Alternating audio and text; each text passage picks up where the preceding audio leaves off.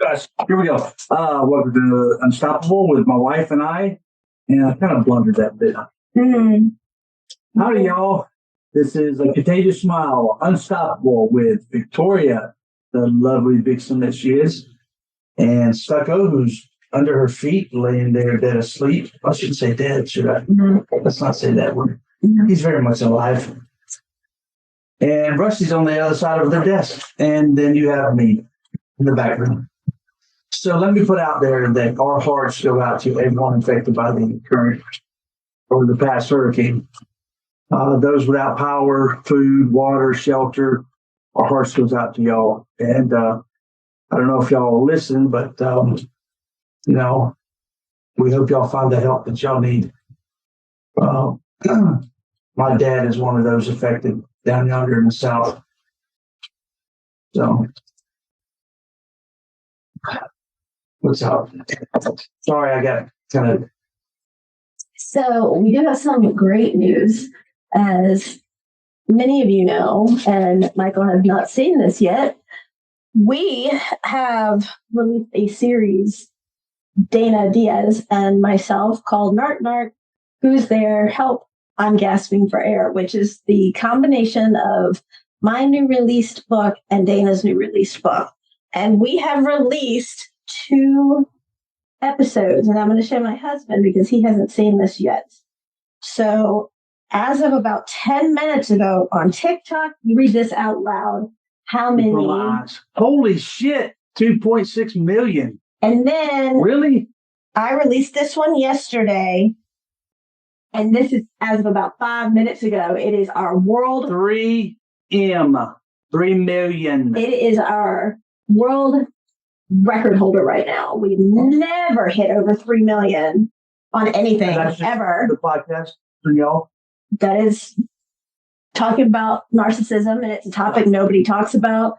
We had Tracy Gold, who everybody knew from. Thank you, Tracy.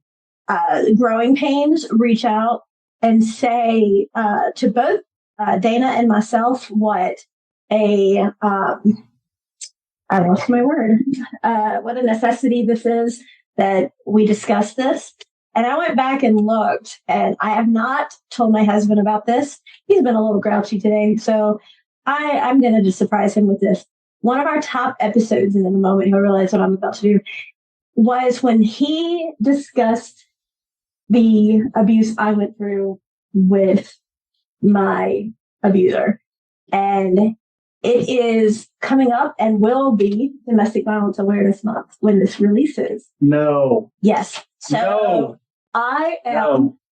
I am. No. You're going to support me through this. No. I am. I support you. Well, I am. I know where you're going to. No. I can't ask other people to come on to this platform and not be. It's so rough. Yes, but you know what? I can't ask people to trust me and believe in me when some of them I'm just meeting for the first time and they don't know my story and they don't know what I've been through. And I want them to know that they can come to me with understanding, and I understand and I have empathy for them because I've been there. And I went through a horrific, abusive situation. And I want everybody to know, and I say this a lot, it sounds like a broken record. And for that, I apologize. 1 hit, 1 kick, 1 punch is 1 too many. It's not a competition. It's not, well, I've had beautiful people say to me, I just feel like it's not been like a huge violent situation because he only hit me a few times. That's a violent situation. It's not a competition between us. If he's laid his hands on you in an unwarranted manner, it's a violent situation. And if she's laid her hands on you in an unwarranted situation, then it's still a violent situation. And we're not here to compete. We're here to support.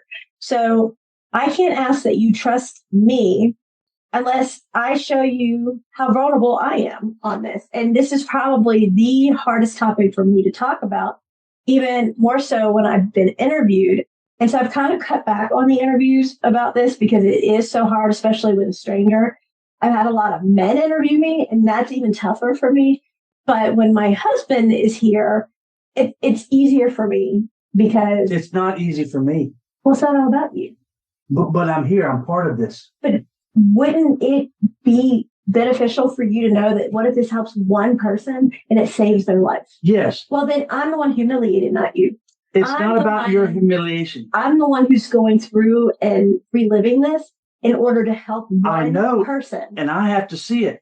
Well, and that's painful on me. If it helps one person, I'll do it 100 times. I don't want to be the cause. You're not.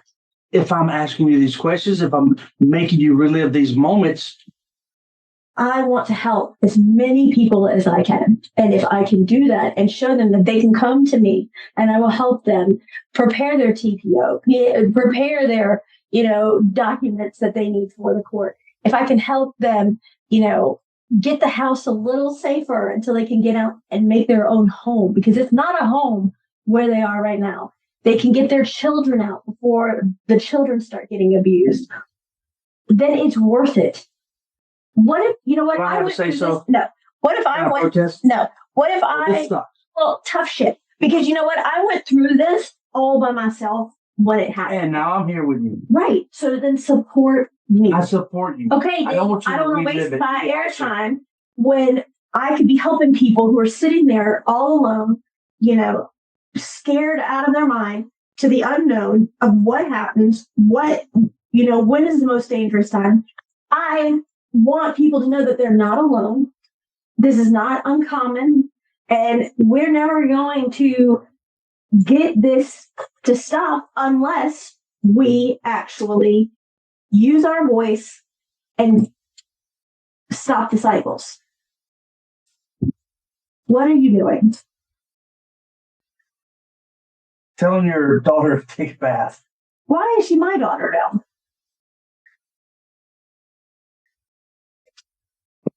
Okay, so why is she my daughter now? It's been what?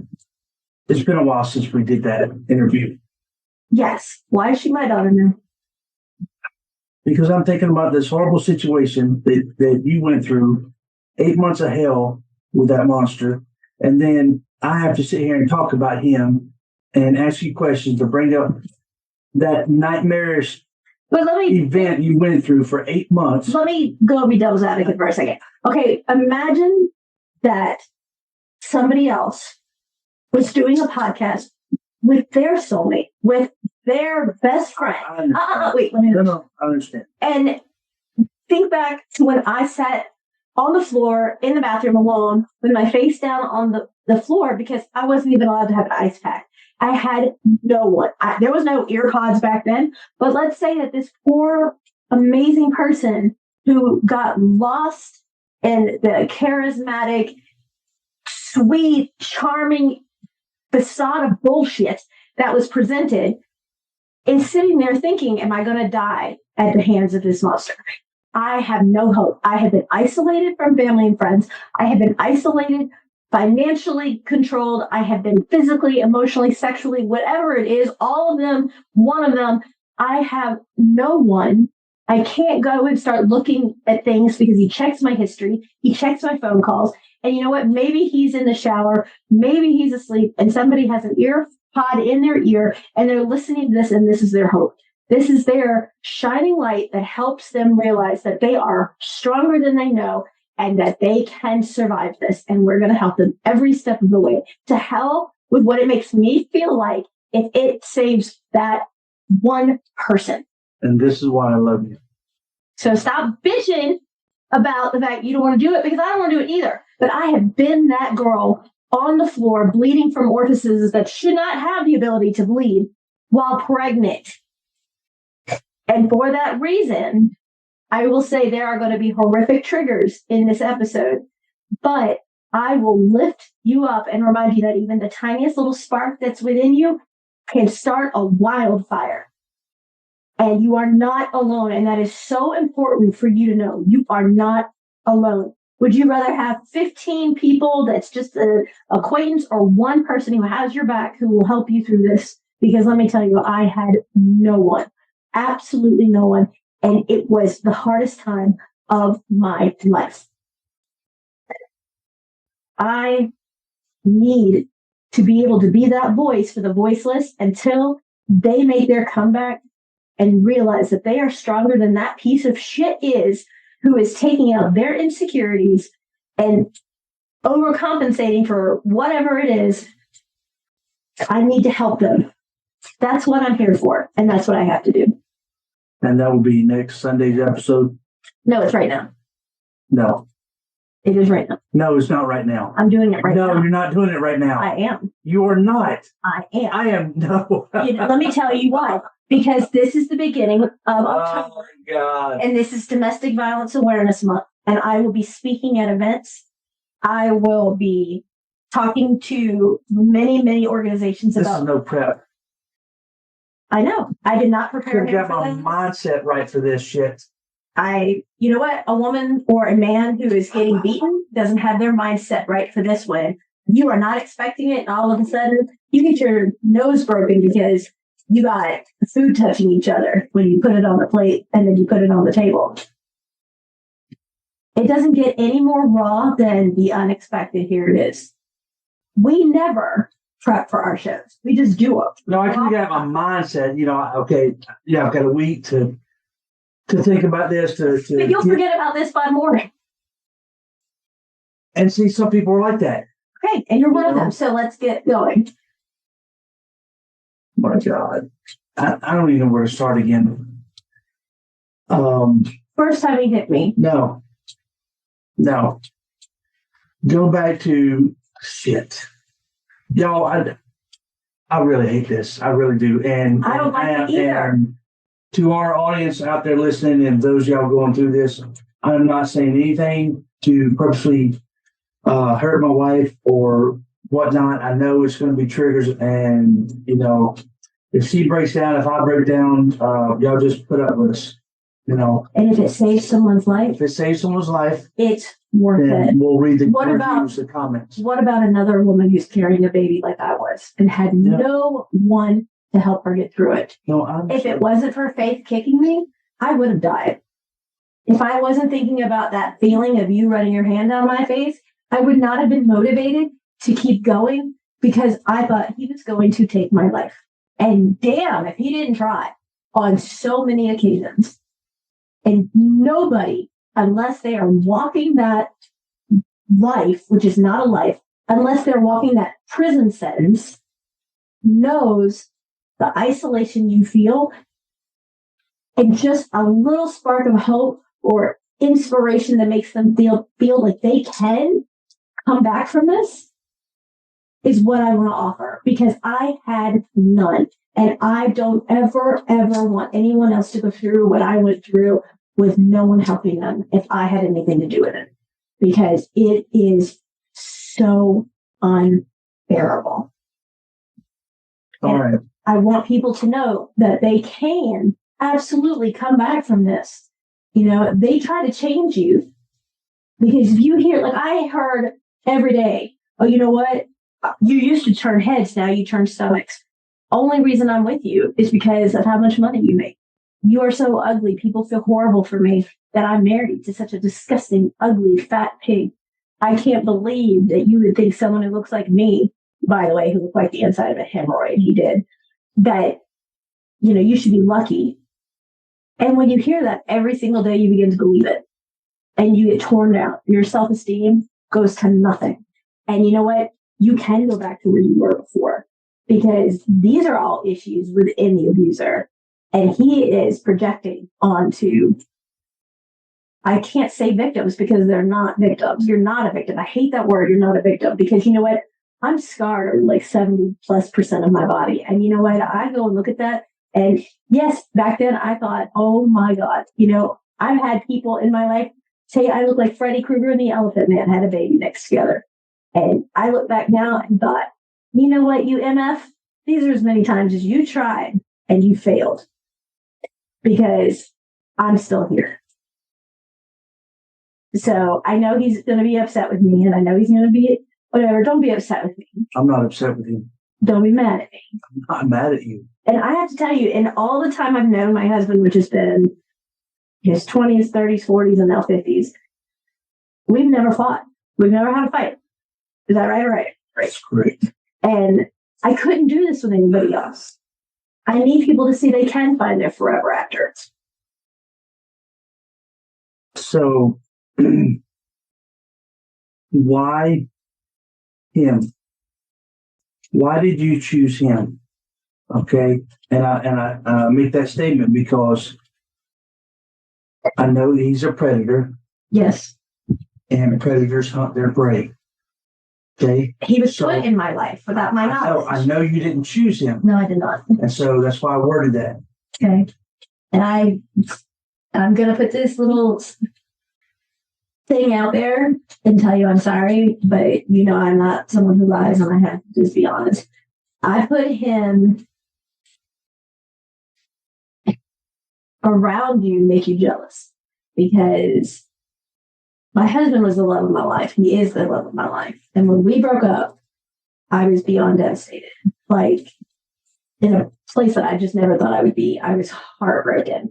And I thought, well, I never had a one-night stand. I never had a rebound until this. And ironically enough, when you're in the middle of something, you don't always look at it like that until you're later on and you can look at everything. And this creep came in, knew exactly what I wanted in life, which was to be a mom. And really, to this day, I never thought about how he knew that. And I even brought him around Michael. And my husband even told him, if you hurt her, I'll have a conversation with you. I'll just say that. And I really thought, because I gave my husband the best 4.5 years of my life back then, and I really thought that if he saw me with someone else, that would do it, because my husband back in the day was very protective of me, and I thought that was just the best trait ever. And like, if a man looked at me or whatever, he's like, that's my girlfriend. Like, I just thought that was the most honorable, sweetest thing ever. And then he's like, why are you looking at her? And it was always with integrity and respect, but it was wonderful. And I thought, oh, let me bring this anal cavity around, and maybe he'll be like, what am I doing? I'm going to lose her. I need to get my head out my ass and get her back. And it didn't happen that way at that point. But obviously, it did happen later. So he knew what he wanted. He came into your life. He was put in my life. Let's be sure he came into your life by outside means, by another narcissistic man. I don't call him a man, but okay. And you decided to accept his proposal of marriage. I wanted children. I actually did say to him. Go ahead. No, go ahead. Well, I don't.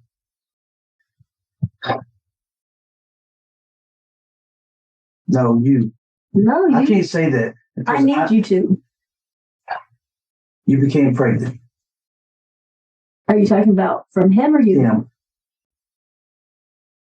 Yeah. Not after we were married. Yeah. Well. Yeah. So before we got married, I even told him I wasn't in love with him, and they had the most charismatic, charming, like, dictionary for the dumb, really, because he was dumber than a box of rocks. But like, he would say to me, haven't you given enough of your life to somebody else? The wrong ones, and now you have the right one, and you have this wall up, and you won't let anybody in. And if you would just take that wall down, then we could finally be, unconditionally happy and have the family we always wanted, and yada, yada, yada. And I felt horrible for a minute. And I actually called my best friend who's passed, and I said to Kim, I was like, I'm being such an ass, because, he's kind of right in a weird, warped way, because, I've always given my best to people, but then I'm being horrifically, like, standoffish to him, because I'm like, well, you're not Michael. You're not Michael. And he was just very, but you're not even giving me a chance. And I told him I wasn't in love with him. He said, well, you'll grow in love with me if you put the walls down. And I honestly, at that point, never thought you and I would ever reconcile again. And I was heartbroken. And all I wanted was a family. And so, I sat there on the day, I did wear all black, believe it or not. And I sat there and talked about age. I'll show my age here. I was on my Palm Pilot trying to find plane fare back or airfare back and plane tickets back because every bit of me knew it was wrong. And I sat there, and I don't push religion on anybody, but I sat there and literally just prayed about it and prayed about it and prayed about it. And I felt this overwhelming sense come across me that says something amazing is going to come out of this. And so I got up, dusted myself off, not really understanding what I had just realized. And I can't even say it. So not that far later, we ended up pregnant. I ended up pregnant. And as soon as he got confirmation, that is exactly the same day when the abuse began. What happened? I'm sure you remember. Oh, I remember every tiny detail. The first time he was arguing about something, and he took his phone and he threw it, and it hit me. And I couldn't believe. I literally went into that. I know you didn't just do that. Like, I know that you did not just throw this in my face. And I was dumbfounded. I was like, he just had a fart, a brain fart. This is not just happened. And then he walked up, and I was like, did you really just, and before I could even finish the sentence, I mean, he took my face to the side of the wall by hitting it so hard. Like, he hit me so hard and knocked my face in the wall. And I just was dumbfounded. I literally was like, that's not going to happen again. And he basically told me, what are you going to do to stop it? And he went towards my stomach, and I made a deal with the devil. I testified to that in court. I have nothing but respect for the fact of what I did. I own what I did. I won't deny what I did. I made a deal with the devil. I told him that as long as he did not hit my stomach, I would never fight him back, because he was going to hit me whether I fought him or not. And if I didn't hit him back, it would be done, and he'd go about whatever he was doing.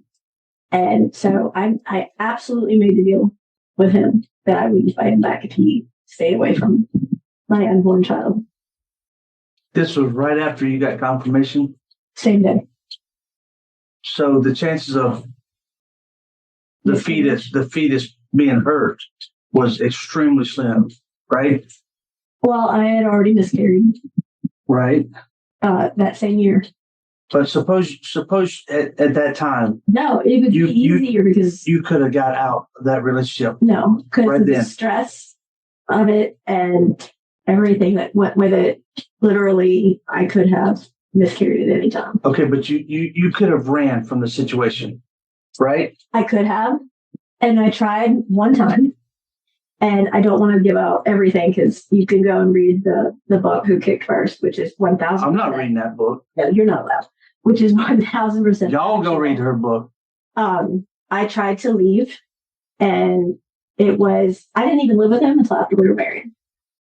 And I was in the apartment that you knew. And so a mutual acquaintance that you and I both know had helped me move the furniture. And so when we were there, I moved into his, excuse me, I moved into his house, and he started yelling at me. And so I told him that I didn't have to deal with this. And he reminded me that I was pregnant, blah, blah, blah. And then he shot and killed our puppy to show me what he would do if I ever tried to leave again.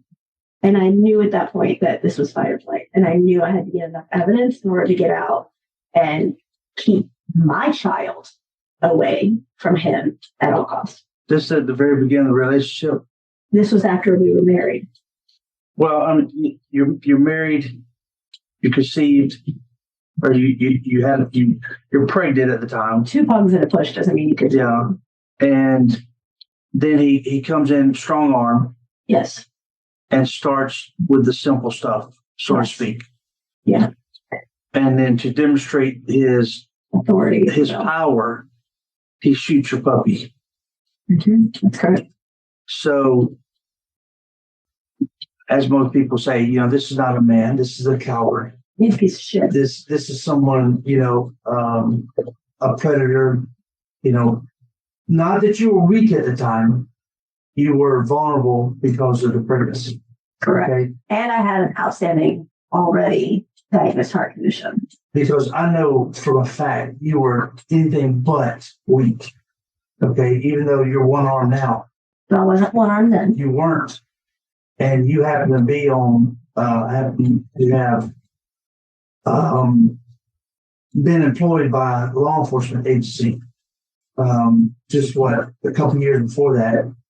And in your teenage years, you competed nationally in martial arts. Yes. Mixed martial was it mixed? Mixed. Yeah. So there's nothing weak about you. Plus, you're a freaking redhead. I mean, that's fire right there, y'all. I guarantee y'all, she wins most of our conversations. I get it. Yeah. I get some of it. So I watched the sweet baby who was incredibly healthy. Everything was great. Again, I apologize. I want to announce another trigger warning. And this sweet puppy just started urinating everywhere. He lost control of his bladder. After he was shot? Mm-hmm. And so he said, all right, the acquaintance said, you need to take this dog to the vet. And I had moved to a town I did not know and had never been to before. And so he said, I'm going to give you directions. Get in the vehicle. I'm going to hold the dog. And he actually gave mouth to mouth the dog. I actually saw him give the dog mouth to mouth. Well, when I was driving, he kept taking me all these different ways. And he kept asking me, do you know where we are? Do you know where you are? Do you know where you are? So we get to some facility. It's pretty late in the evening. And he walks in carrying this sweet, beautiful, innocent puppy. And they come in and get him from the vet clinic. Text and all come and get him and said, we need to go take him back. And so they do. And they said he's been shot in the heart or right outside of the heart. And that they want to know what happened. And I stood there thinking, that's it. They're going to call the police. This is over, right? This is done. And he, with the straightest face, I had never seen something like that ever. With the straightest face, looked at this woman and said, my wife and I had gone out for dinner. And when we came back, the dog that we had, the other dog we have, was going crazy. And he was trying to let us know something was going on. And somebody was trying to break into our home. The whole backyard was fenced, completely fenced in. And the lady goes, well, how come the other dog isn't hurt? Well, we left that dog in the house. And we must have let the other one stay outside, which was absolute crap. And how fast he came up with this was mind-blowing to me. And he had the straightest face. Like, I literally, probably, if you had looked at me and didn't know me, would have thought she came home and saw the dog had been shot. Because I was so mortified by what he was saying that I was just dumbfounded. Like, I was standing there going, what? You know, so people not knowing what's going on, of course, they're going to look and be like, look how upset they are. And I'm thinking, this is it. They're going to call the police. This is what's going to happen. So the lady, the veterinarian says, well, I'm going to call the police. We can make a report. And he just looks at her without missing a beat and says, I don't think I can do that right now. You know, we're going to have to say goodbye to our baby. I just don't think we can do this. I don't want to make a report. I don't want an autopsy done on him. He didn't deserve any of this, you know, and I'm standing there, like, literally, if you can imagine, just dumbfounded at this. I know. Thank you, Stefo. And he said this, and the lady's like, I really need to call the cops. And the guy goes, well, he didn't get into the house, so he probably got scared by the dog. And I can't do it, you know? And then, so ends up that was done. And then we had to pay the report. And so he looked at me and he goes, well, you know, I ran out grabbing the dog. I don't have my wallet. So I paid for it. And I paid for the appointment or whatever you want to call the ER visit. And later on, as I got out, I went back to all my credit card transactions and found the name of that animal clinic because he wanted to make sure I didn't know what it was, and got the phone number. And then I called and asked for a copy of the report, and I got it. That they did, or the medical record, I should say, not the report. But I got a copy of the medical record that clearly said that the sweet baby had been brought in with a gunshot wound, and that he refused to do a police report due to the trauma of how terrible this was on us. So that was just the first of many, many months of the lies that he told you, and the cons that he poured over friends, family, co-workers, bosses, employers, whomever, during your time. Yes. It just, so after that first time that he threw the phone and struck you and then pushed you facing the wall, it just progressed through that worse. Daily. It was now a daily occurrence. Basically, I think maybe a couple of days. He testified if he hit me once, he hit me over 200 times. And that was just hitting. I did okay him to continue to see other women, and people thought I was crazy. Absolutely. Because, well, A, I wasn't in love with him. And B, if he wasn't home, he wasn't hurting my unborn child. And so he was going to do it anyway. So I absolutely told him that he should go out and continue with his women, because those other women weren't going to get hurt at that point. He was courting them. So he would not be endangering them, and he wasn't at the house hurting us. So yeah, I okayed him. He was going to do it anyway. So, some of the, you mentioned before that you woke up to him straddling you and just pounding on your face, asking you to get up to go get a glass of water. Yes. I in my mindset, I can't fathom that. Why someone, he's these guys, gals, whatever, they're wired so different that I cannot comprehend. And I'm not a smart fellow. You have 3 doctorates. You're freaking awesome. No. Yes, you are. But I don't understand how. I can't. I don't know why, how, the purpose, the meaning, the reason behind it. It's a control. It's the act of control and power. If he hit me and I cried, he would hit me again. If the first time he stabbed me, I cried and he stabbed me again. And I learned that I had to keep my mouth shut. And I truly believe, and I did talk to my sensei after all of this, that my sparring through all of my training really kept me alive, because when you're sparring, and anyone who's done any martial arts or really has ever watched it knows, when you're sparring, you're learning how to take the hit and learning how to deliver the punch. And the one thing that we learn is you always de-escalate the situation, but you never try to de-escalate something that you know is about to go and start escalating again. Like right off the bat, you get out, move away, you're done, try to get away. And literally, he would hit me, and then I literally would go into my mind and say, just imagine that I'm in a dojo training. Just imagine that I'm just not here, but I am. And I'd always put my hands over my stomach, always. So I never guarded my face. I never got into a defense stance. I never did any of those things, because if I did anything that made him feel I was going to come back at him, then he would do it again, and he would threaten my unborn child.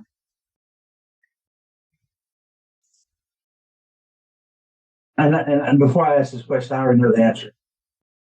Back then, probably even now, do you think you could have whooped his ass? Not a doubt in my mind. Mm. What do you think? Absolutely.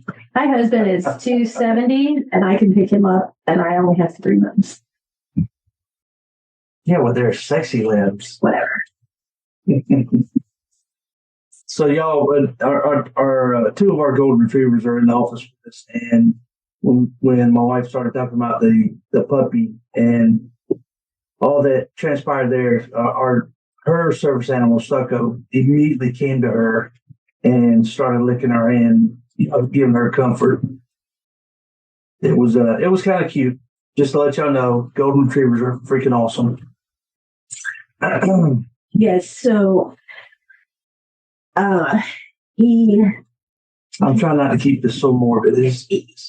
But you know what? It's Awareness Month, and we're never going to get this epidemic to stop if we don't talk about it. So, okay. He came into your life. It started. It continued. It got worse. Now we're months down the road. It's still the same. It's never the same. It's worse. The beatings, the punishments, the control, isolation. You said he had control over your phone. He wouldn't allow you to go anywhere. He bade me. He kept it secret to places that he took the puppy. He would not allow me to go anywhere he thought you were, first and foremost. He would follow me to the exit where my office was and then turn around and go to the base where he was. And then I would have to get into the office and call him on his phone because my office number would show up on his phone as on caller ID. So he knew I was in the office because I parked in a secure parking area just for the executive people. So he couldn't get down there to see if my car was there, which he hated. And if I left work early, I had to call him. And when I left on time, I had certain designated spots. I had to call him to let him know so he would know when to expect me so that he would get rid of whatever women was there before I got there. But you already knew he had women, so yes, it didn't matter. No. So it's another game to him. Well, it wasn't just that. He also was participating in some horrific, which I did not know about. I thought he was having me call just because of the fact that he wanted to get rid of the women that were around. But it wasn't just that. It was he had begun participating, which I didn't know about until much later, into child pornography. And so he had, for some reason, there's multi-layers to these psychopathic narcissists. And for some reason, no matter what all he was doing, he did not want me to know about that at first or for a while. So whenever I would get there, he would no longer be on those sites when I would walk in the door. To me, I would think that's automatic jail time. Well, not if you have people covering for him. Yeah. And then I started doing things, and I really hope people really, really listen to this. That I started doing things around the house to make the pain not as intense. Not that that really makes that big of a difference, because they're still going to be aggressive. They're still going to do things. I had a metal brush that I used on my hair, and he walked into the bathroom because I had the bathroom door shut and wanted to know what I was doing, why I had the bathroom door shut. I grew up with the mentality that it's a respectful thing and that you shut the door when you take a bath, that you shut the door when you go to the bathroom. I mean, that's how I've been with Faith, is that, that's your personal time, that's your time, shut the door. That's just how my grandparents were, that's even my parents were that way, but you shut the door when you're in the bathroom, bottom line. And he flipped that bathroom door was shut. So he grabbed a metal brush and started beating me in the face with it and took the door off the hinges and said I could not have a bathroom door anymore. And so I went to the dollar store and got one of those plastic brushes because they don't hurt as bad as the metal, because I knew he'd do it again. So I also started removing glass things and replacing them with plastic little by little. because he would throw the glass, and I didn't want my stomach cut. Just so many things that are what people don't think about. Like, he controlled the money, even though I made all the money. And so, hey, Rusty Bear. One of the things I would tell you guys, if you're listening, is if they won't allow you to have cash and you have to go to the grocery store or you go to Walmart or whatever it is, and you go to checkout and it says, do you want cash back? Always say yes and get $20 here, $20 there. And with the price of everything going up and up and up, it won't be noticed. And then if he goes and looks on the bank statement and he sees instead of 168 or whatever the thrown out number is at Walmart, and then he sees instead 188, he's not really going to pick up on it because it doesn't say that you got cash back. And so I started doing that, and I started saving emergency money so that if and when the time came I could get out and survive, that I would have the cash, because, credit cards can be traced and they can see where you are. And so I wanted that to not be an option. So in preparation, did you have clothes and a bag of hygiene products? No. Documentation stashed somewhere? In the beginning, I did not. He made me get rid of my car and made me get this dreadful, top of the line, outrageously expensive vehicle that I thought was a waste, because he wanted everybody to want what he had. And so here's these expensive vehicles and, ridiculous. But it had a hidden compartment in the back. And so I started putting money in there. He would not let me have a car charger in the vehicle. So I bought one with some of the cash and I put it in there. I bought a burner phone and put it in there. I started putting stuff as I got further along to the baby, and like some diapers or clothes or blankets or, something of that nature. He watched my mileage like I was a 16-year-old girl. And so he knew how far it was to work and back. I was 5 miles off. I had to give an explanation, there was really bad traffic, so I took a different way back. He would try to pull up the traffic to see if there really was, or was there an accident, or what, or why was I 15 minutes late, Instead, why didn't I just run that one red light instead of wait when it turned yellow? These were all things that I got constantly asked. And then I started to gather information. I started taking pictures, and he found them. Not by choice. I didn't think I had taken him to the hospital for his treatment. And he reached into my purse when I had gone into the bathroom, because you feel a lot when you're pregnant. And I heard him getting loud, and I walked out and I went, oh my God, because he had my camera that was buried into the bottom of my bag. And I kept it in my bag because he searched everything in the house. Right? I couldn't have a phone if I was with him. He had the only phone. He wouldn't let me have a phone with me. So he had it. So I couldn't make a phone call to anybody. And he found the camera, and he looked at the pictures and saw that I had been taking pictures in the bathroom of what he had been doing. And when he found that out, he lost his shit. And we were in the hospital for the military. And he took out his knife and he put the tip of it in my throat. And I thought, he couldn't possibly do something like this right now, before we are. And so I started to raise my voice. And I started raising my voice, and the nurse came in and asked why we were being so loud, that there were other patients on the floor, and that we were being very, very respectful. And he basically just said, I'm so sorry, the baby had just kicked. And I can't fathom or understand how to come up with something that quickly. Like, how can you literally come up with something that quick? And he had me by my shirt, holding it because I had blood dripping. and he didn't want me to turn around. And so he said he was sorry, it wouldn't happen again. And then he told me I needed to go wipe up my face. And then afterwards, I needed to go get him something from the vending machine. See, you know, I know it didn't stop with it right there.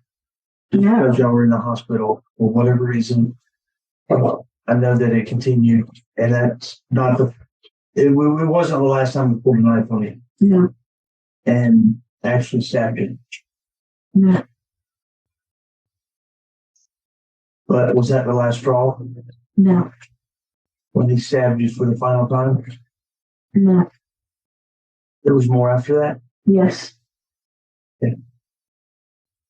Do you want to elaborate? I mean, I don't want you to, but there was so many more times. Like, you know, I remember the first time you felt that scar on my chest and you said, "What is that?" Because you knew that wasn't there before. And I took the tip of a knife out of my own chest. That he just, I mean, there was always something. He got one of those flimsy, what is it, the word I'm looking for? Flimsy, sorry, cheap hands, and he'd cooked barbecue ribs or something in it, and he put Coke in it. Like, I don't know, because for those of you who don't know, I don't eat meat. So he had poured Coke all in the bottom of the pan. And I went to take the pan out, and some of the Coke spilled on the bottom of the oven. And he immediately went ballistic. And then when the oven cooled off, I went to go clean it. And I was sitting on the floor, and I had the door down part way to reach in. And he took me by the back of the head and then slammed my nose into the handle of the oven for spilling the Coke inlet into the oven, making a mess. And there was always something. I mean, it didn't matter. There was always some reason why I had to be punished, or he said be put back in my place.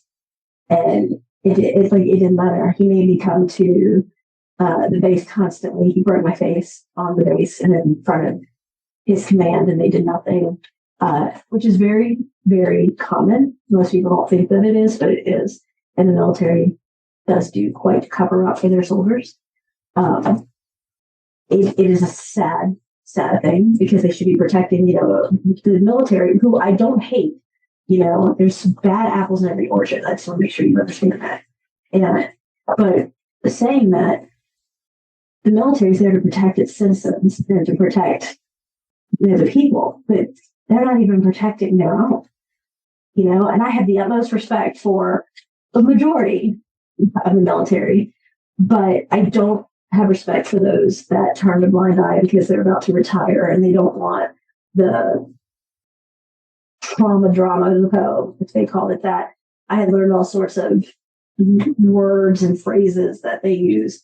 And I'm very pale, and I actually went to the command on more than one occasion and lifted up my glasses and said, "What would you do hypothetically if I told you a soldier was beating their wife?"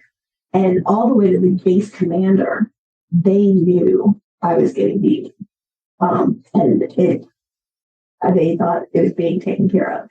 But I had all the information from the transitional compensation and private cell phone numbers and business cards, and how would I have gotten all that if I didn't keep going asking for help and I don't know why, but everybody was supposedly afraid of him, which blew my mind, to say the least. So I asked you about the stabbing. Which one? Well, that's what I want to know. Mm-hmm. When was the last one? Was that the most brutal? There was over 12 in total. He did try to harass me. That's the one I want to get to. Yeah, again, I apologize for this to everyone, for the triggers. I cannot tell you which one was more traumatizing than another. I mean, there was one where he cut me and stabbed me from my wrist, up my arm, from my forearm to my tricep, my bicep, tricep, up my shoulder, down my back, which you've seen. And I had to go get all that stitched up. And I refused any medication because I didn't want it to affect her, because it would have. And I told them, I said, I didn't get any pain meds when he did it. I'm not going to take any now. And I just didn't want any of that to affect her. There was, go ahead. You know, a lot of times we see on movies, folks get stabbed, and it seems like nothing. But that's not the case, is it? You know, we've all been cut. We've all cut our finger or hand or something. Yeah. Right? Mm-hmm. And if you cut really clean, you feel the pain afterwards. And, you know, it may it's not instant. It may feel different. You may not feel it at all. Your reaction, you know, in your mind, you're thinking, oh, crap, I just got cut. I should be hurting, so it must be in pain. But if it's a clean cut, it may not be painful. But to be stabbed by whatever length blade, however many inches it went in, millimeters, whatever, that has to be painful. And I've seen your scars, and you've already attested that it's 70, 90%. No. And you know they go from here to here and over there, and y'all know I love my wife very much, and I absolutely hate this. I really do. And she is not worthless. She's not used up. She's not a bride of Frankenstein. She's absolutely gorgeous, y'all.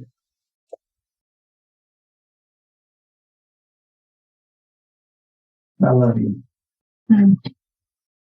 See, now there's all this damn pollen in the room. I knew that was going to happen. So I would say one of the worst nights, without question, would be the night before I ended up in the labor and delivery ICU. He wanted me to co-sign because I had the credit and he didn't, and I made the money and he didn't. And that didn't matter to me, as you know. And he wanted me to co-sign something, and I said no. Because at that point, I had 5 car payments I was making for him, his mom, his girlfriend, just whatever kept him away from us. And I know that's stupid, but to me, and you know me, it's money, and I can make more, but I couldn't do anything that would risk her. I couldn't, and I wouldn't have. And so he was furious. And so many people asked me, why did you shoot him? Why did you do this? Why did you do that? When you are strung out on amphetamines and opioids and all sorts of other drugs, as you know, from being an officer, that if you take those and you even shoot somebody, they can still, because the adrenaline is running in them. And he got really angry, and I don't want to go through the specifics again of every detail, but he literally beat me within an inch of my life.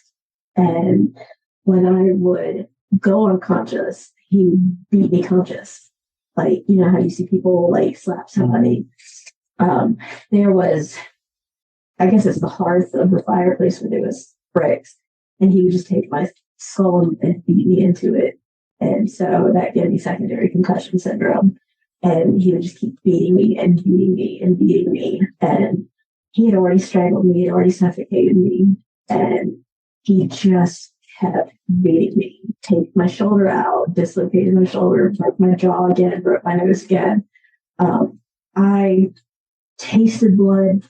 I felt blood running down my face as if I was in the shower. It was that fast. Like, blood was coming everywhere from me. And then when I finally tried to stand up, because I felt like I had to get up, I had to get up. He had me where I really thought this was it. He was going to do it. So I had to try and get up, and I tried, And when I tried to stand up, he kicked me and I went like flying, like literally. And that was it. And then the next day, well, let me back up. After he got done, he picked up my phone, picked up my keys, and he left. So there was no phone, no keys, no exit, no way to call for help, no way to call for an ambulance, nothing. And if he walked in and saw blood anywhere, it was round two. So I had to get the blood up. And I literally tried to crawl. I couldn't stand. Every time I tried to stand, I'd fall. I could not stand. And so the next morning, I felt something was so wrong. And I drove to work and I called my OB, who was a specialist, and he had hit me in front of them and they made a report about it. And we had all of this. We had all of this in court. And so they said, you need to get in here right now. So I left work and I drove back down. And when I got there, they said, tell me what happened. And I told them I fell trying to get into my vehicle. And they all knew. They all knew.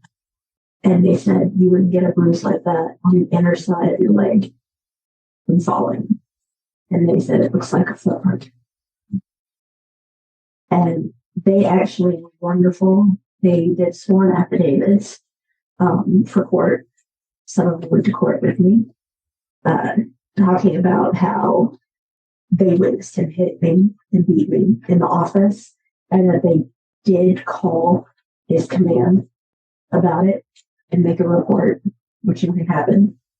And so they did some kind of test that said that I was in labor. I was in premature labor. And so the hospital was right there. And I went to the hospital and they told me that I had less than 2% to make it through the night. I had a DVT that consumed my entire leg. And that if the clot split, that I would get a pulmonary embolism that would kill both me and him. And they couldn't put in a filter because of the fact that they go through your groin when you're pregnant. So you couldn't get a filter put in. And the doctor started enhancing her lungs with steroid shots in my back and leg to help her. And then they were doing opposites, Lovenox and heparin injections because you can't do Coumadin when you're pregnant. And they asked me if it came down to it, would I consent for amputation of my leg to save our life? And I didn't hesitate, and I signed. What he didn't know, and this is so important, I wish more people would think about this and have this prepared, is that I had a medical power of attorney, and he did not know this. And the hospital had it. The hospital had a record of it. And so when he did arrive, he's screaming and yelling that I messed up his day by making him have to come in. And security came and he threatened to hurt the security guard, told me to break his hip. And so again, his command gets called, and he pitched such a fit about it. And they came in and said, okay, we're going to give you something. We're going to reset your jaw. We're going to set your nose. And I said, you're not giving me anything. And they said, well, we're not going to set up unless we've given you something. And I said, you're not giving me anything because I'm not going to have it in my bloodstream. I mean, I wanted nothing in there that could hurt her. And so, even now, I've never taken any pain meds after she was here. So they told me, well, we're not going to set these if you're not going to take anything. If you jump and you have a clot, it could split. So you either let us sedate you or you're going to have to deal with this. So I dealt with it. I didn't even get those things taken care of right away. I said, it's not life-threatening to you, Mom. And days and days and days and days, he couldn't stop the contractions. He would come in at night and be all supposedly, I say supposedly because he was dressed and he had cologne and stuff on, but he thought he looked good. I was repulsed by him. and told me that he was out with his women while I was laying there trying not to die. I tried at one point to pick up the phone and call my parents, and I didn't dial the number, but he took the phone and beat me with the receiver for even trying. And it was just like I gave up. I literally gave up. And her and I both coded during an emergency C-section. And he openly testified that he knew he would have never hit me if I wasn't pregnant. I mean, he openly stated that because he knew I would have defended myself. And I let him know that. I said, I'll never hit you first, but I will de-escalate the situation. And I made that where he understood it. And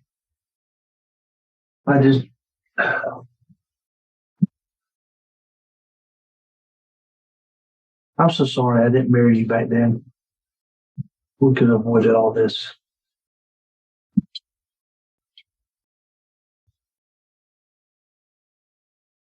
But after the hospital, she was born. Was that it? No. Were you done with them? No. Okay. I could not leave. I tried AMA, and they told me I'd die before I hit the parking lot. My heart dropped to 16 beats a minute. I went to severe bradycardia, and I listened to a helicopter, and they told me that they were there to take her because she was having such problems. She was tiny, and I didn't need to hold her. I didn't get to talk to her. I literally saw her in an incubator, and I begged the pilot and the doctor and the nurse to take care of her like she was there. And I immediately told the nurse, Laura, I have to get out of here. And she said, you're going to have to walk. And I said, get out of my way. Every time I tried to step, it was excruciating. And I hadn't been out of bed in almost 2 weeks at all, not once. So I tried and kept going. And when I finally was able to be discharged, I was in a wheelchair because of the clot. I was in compression hose. I had got started on Coumadin. I was doing Doppler studies to make sure that it was still where it's supposed to be. I had to have blood tests done, all sorts of stuff to, make sure that everything was good. When he was furious when I was getting discharged. And when I told him, I said, just take me and drop me off and leave me there. And he wouldn't even help me wheel me to the NICU. And he had already gone up there to sign her in, which I was a wreck when that happened, because I wasn't there with her. And I felt my heart leave me when I heard that helicopter leave to take her. And I wasn't there with her. And to this day, I don't forgive myself for that. I cannot forgive myself because I should have been there. And that's really how I don't forgive myself for that. I should have been there. And as soon as I did get there, I never left. I stayed with her. And there was more, but then I finally did get out a lot more. He did try to kill both of us another time. And I finally got out, and I was going to do whatever it took to keep her away from him. And I fought to get the rights terminated, which is very hard to do. And I told the court I didn't want any child support because I didn't want him to know where we were. I didn't want him to be able to have an address or anything. And I honestly didn't want to tie to him. I didn't want anything to do with him. And so for the longest time until we went through that process, I would always tell her we were like Madonna and Cher. We only had first names. And so the rights were terminated, and I tried every which way I could to get justice. He got away with it criminally. And even though I had so much evidence, like me, I had video, I had audio, I had 17 and a half hours of audio where he confessed to everything. He bragged about it. And I had medical records. I had, I just lost the name, not as DD 14, but what is it when you're in trouble? The UCMJ. Yes, I had those. I had just everything you can imagine. I had pictures that coincided with medical records. I had witness statements. I had witnesses, and he got away with 9 felonies. Like, I was just mortified that this was our judicial system, our legal system. And I never wanted Faith to know I didn't stop fighting for her. And so I can't go into specifics due to a NDA, but I did go after Ari civilly and won. But the bottom line is, babe, that you and her both. But let's also say there was no monetary reward because there's a cap. I don't want anybody to think I got rich off of this because I didn't. It was about the principle of it. It's not about the monetary value. It was the fact that I wanted to be able to look my daughter in the eye and say, I fought and we won. So sorry for him. No, it's just the fact that y'all, you got out of the situation. Yes. You know, I can't say you got out unscathed, but you got out. Mm-hmm. And like you have alluded to earlier, that, you know, you found your soulmate, you found the love of your life. No, I knew that you were my soulmate. And she found an actual father, someone to, you know, to be that dad to her. Okay, but I'm going to ask you to do this one. Tell everybody what she told you about Dad being a dad when it came to you. That my mom would never allow someone other than me to be her dad. And she said, growing up my whole life, the only person. Her entire life, that's all she's heard. Michael. And we weren't together. No. But I told her, I said, the only man who would ever be your dad is this guy right here.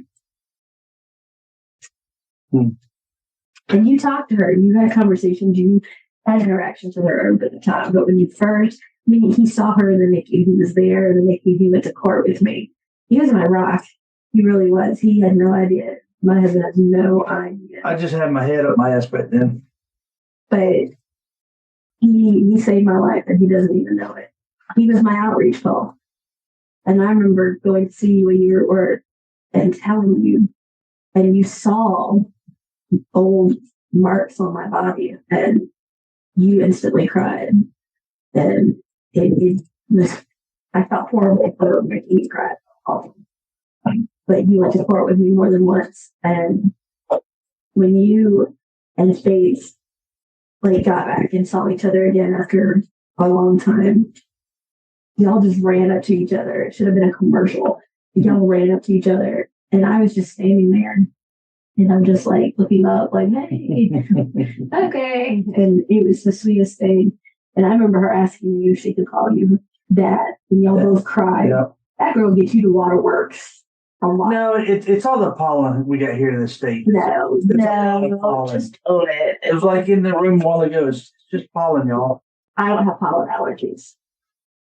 Well, okay, so I'll admit this was not as rough as the first time we talked about this, but y'all, if it helps you, if it helps one friend, one sister, whatever, then it was worth it. And do me a favor and reach out and comment on this podcast.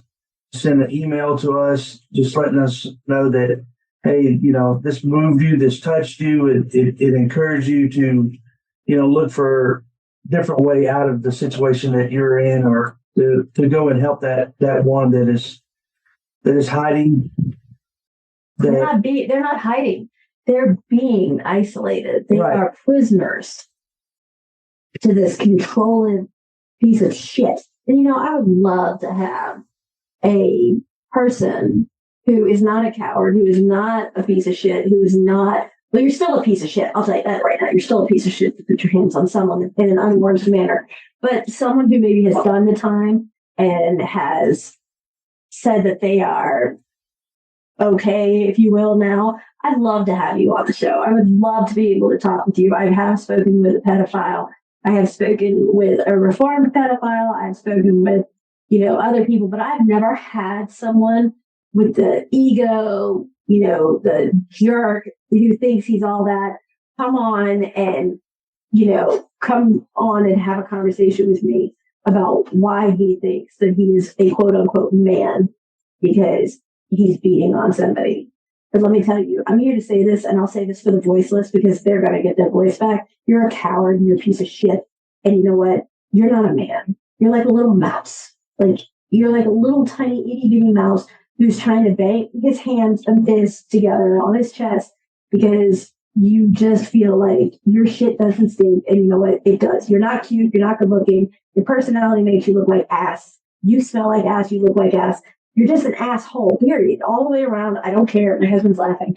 But you know what? You could be an unattractive person, but have a good heart. And to me, you absolutely become good looking. Do not open your mouth, Michael. My husband is smoking hot. He always has been. He always will be. But you know what? It's his demeanor and disposition to me that makes him 10 times more attractive.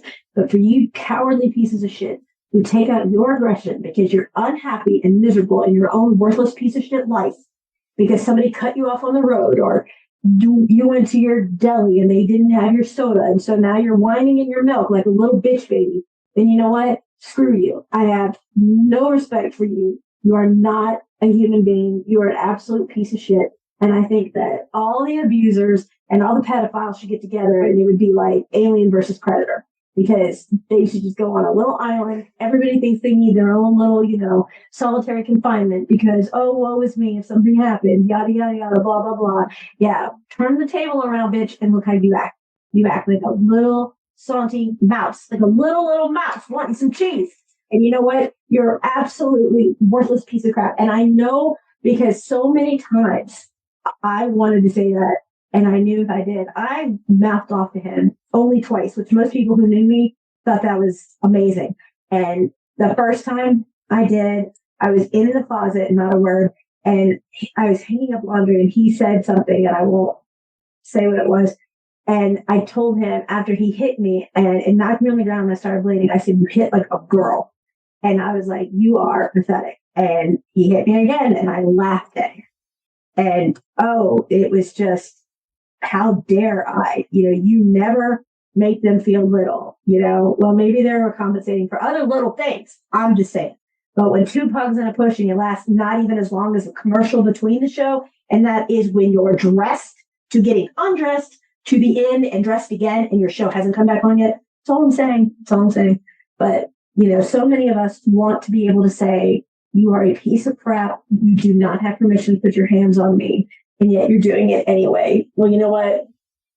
I'll tell you you're a piece of shit and I'll tell it to you all day long because I'm not pregnant anymore. And even that piece of crap openly stated that he would never have hit me pregnant.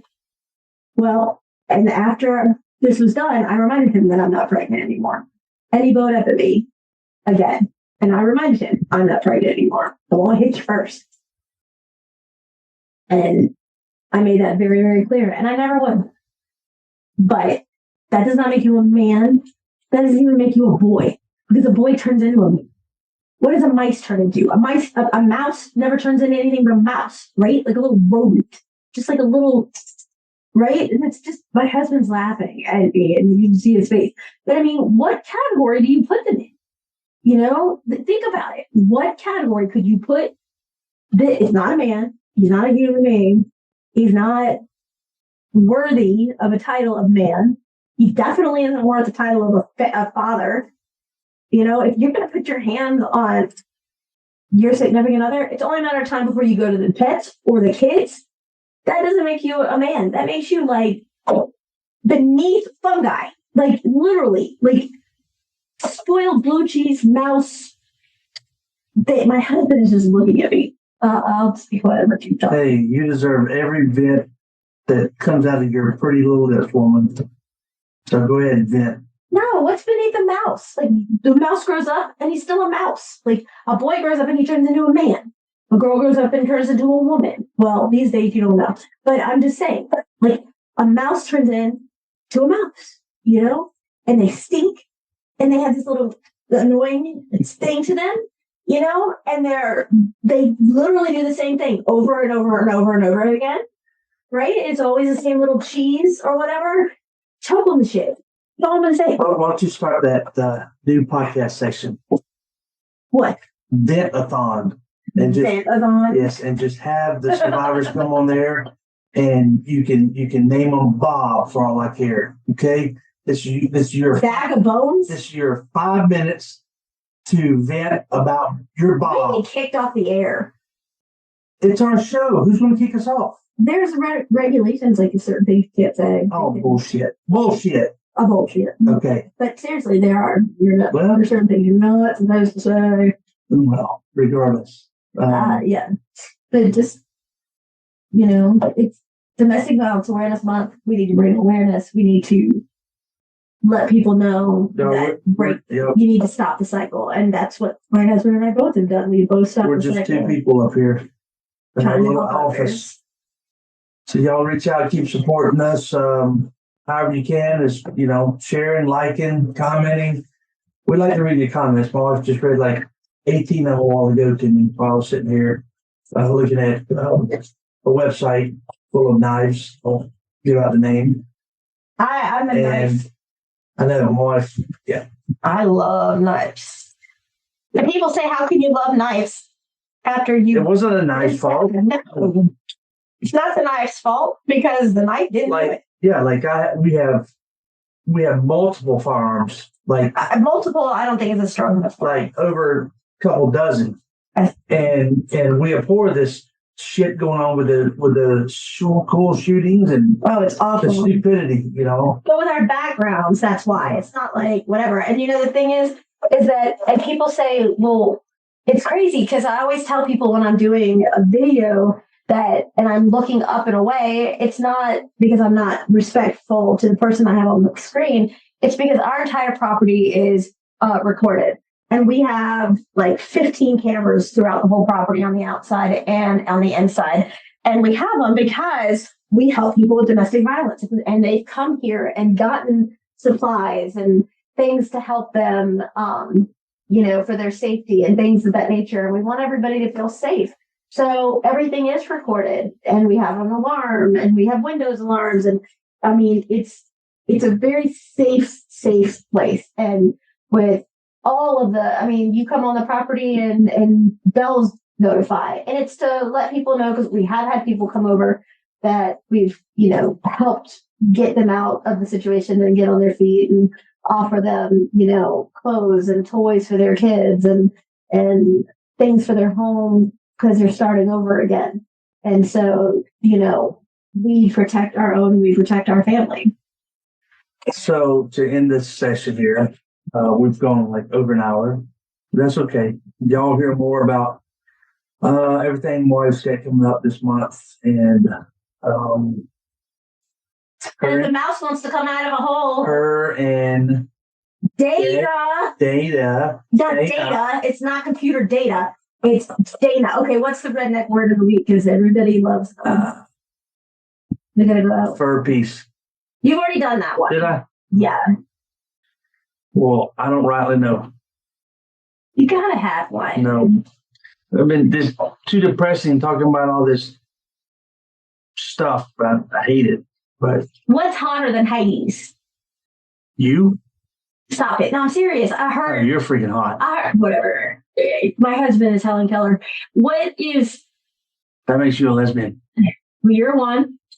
Trapped in a man's body. What is... I only wore a dress one time at band camp. What is hotter than Hades? I don't really know. It's a Southern thing. I've heard a Southern person say it's hotter than Hades out here. It's kind of like a bless your heart. No, bless your thumping gizzard. What's that mean? That means bless your thumping gizzard. We feel sorry for you. No, that's bless your heart. No. Yes, it is. Look, I was raised here in the South. I unfortunately was too. You are part Yank. No, I was raised in the South. Really? Yes. Then how do you get that Yank accent? I used to imitate my dad and make him mad. You have a dad?